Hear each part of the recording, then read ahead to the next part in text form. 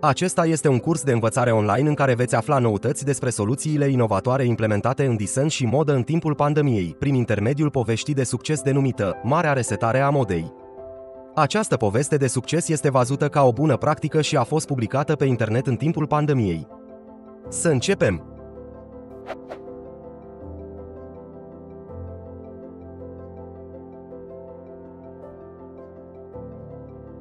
Înainte de pandemie, Irina Schroter a fost împinsă de sărăcie să înceapă o activitate în modă. Nu am putut supraviețui cu salariul de doctor. Creatoarea de modă Irina Schroter, 55 de ani, care deține 3 fabrici de confecții, a spus într-un interviu cum afacerea ei a supraviețuit pandemiei și a evidențiat posibile soluții pentru a ieși din impas.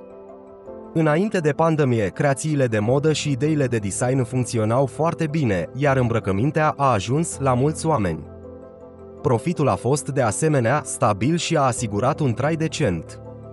Imaginați-vă că am renunțat la cariera în medicină pentru a-mi continua pasiunea pentru modă și design, a spus Irinasă.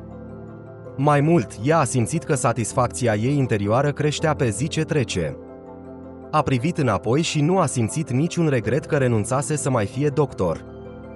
Designul și moda au fost pe cât de plăcute, pe atât de solicitante și nu te lăsau prea mult să stai acasă.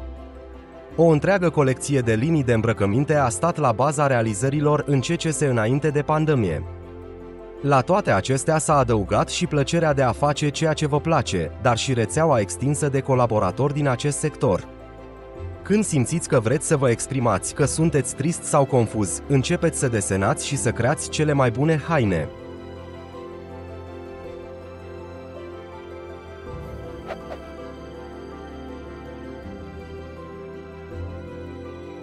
Provocările au fost vizibile încă de la începutul pandemiei, când creatoarea de modă a realizat măști de protecție din bumbac. Ea a avut și o explicație motivată pentru această decizie. Am absolvit facultatea de medicină și am considerat că și măștile de bumbac pot proteja oamenii, acele măști de bumbac pe care le vedeam folosite în sălile de operație când eram studentă. Măști de protecție nu existau deloc și ne doream să facem măcar unele din bumbac. Le-am oferit în spitale, cabinete medicale și farmacii, iar oamenii au fost încântați că le pot spăla și călca. Din păcate, Organizația Mondială a Sănătății, OMS, și unii comunicatori din România, chiar și unii cu studii medicale, au fost împotriva lor. Atunci am spus că nu putem lupta cu o masă critică de comunicatori răi. Ulterior s-a demonstrat că aceste măști pot fi folosite, mai ales când nu există alternative, a adăugat designerul. A fost foarte frustrant. De altfel, pașii care au condus-o în lumea modei au fost legați de medicină pentru că avea un salariu redus ca medic. În 1990 aveam 25 de ani, tocmai terminasem facultatea și lucram la spitalul de urgență din Iași în chirurgie plastică și reparatorie. Câștigam 2000 de lei, făcând 7 gărzi pe lună.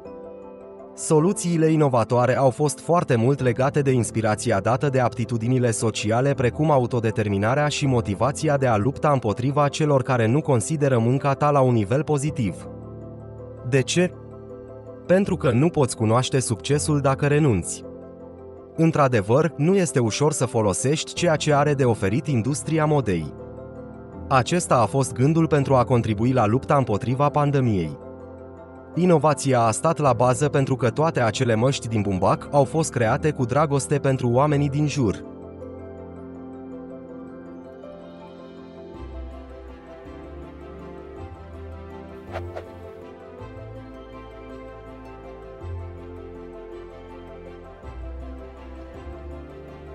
Pentru a evidenția succesul și inovația, Irina Schroter a împărtășit deciziile pe care le-a luat imediat după lockdown-ul din martie 2020, când majoritatea afacerilor au fost închise, iar oamenii au rămas acasă.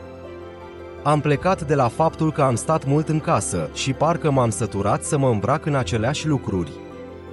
Nu aveam neapărat un dulap cu haine speciale pentru a fi purtate în casă, pentru că înainte de pandemie petreceam puțin timp acasă. După acele gânduri, a venit ideea liniei Homebody să ne îmbrăcăm în casă într-un mod care să ne facă pe plac, să fie o ținută lejeră în care să lucrăm și, dacă vrem, chiar să ieșim repede la o cafea când ni se va permite.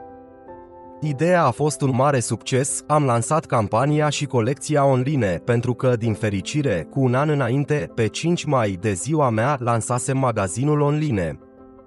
Și în mai-iunie am realizat 400% din cifra de afaceri anterioară, a spus Irina Schroter. Inovația aici s-a născut din necesități pentru că uneori soluții inovatoare apar în cele mai dificile momente. Când te confrunți cu situații neplăcute, ești cumva forțat să fii creativ, să dai tot ce ai mai bun în tine și să reușești. Succesul și inovația acestei bune practici constă și în utilitatea și aprecierea primite de linia Homebody. Succesul și inovația pot veni din lucruri mărunte atunci când concurența în sectorul de design și modă este foarte mare. Este și cazul acestei bune practici, care, dacă nu s-a bucurat de succesul măștilor din bumbac, atunci nu a cedat și s-a bucurat de succesul adus de linia Homebody. Această bună practică poate fi implementată sau replicată cu succes oricând dacă ai cunoștințe în design și modă, dorința de a le face pe plac celor din jur, de a fi propriul tău șef și de a câștiga bani din pasiune. Desigur, ai nevoie și de sprijin financiar, dar autoritățile locale susțin uneori această industrie.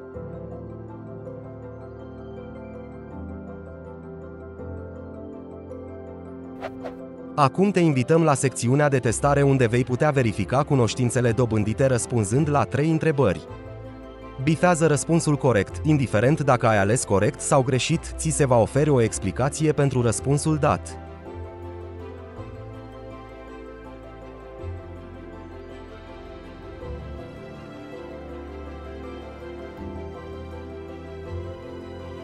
Asta e tot pentru această sesiune.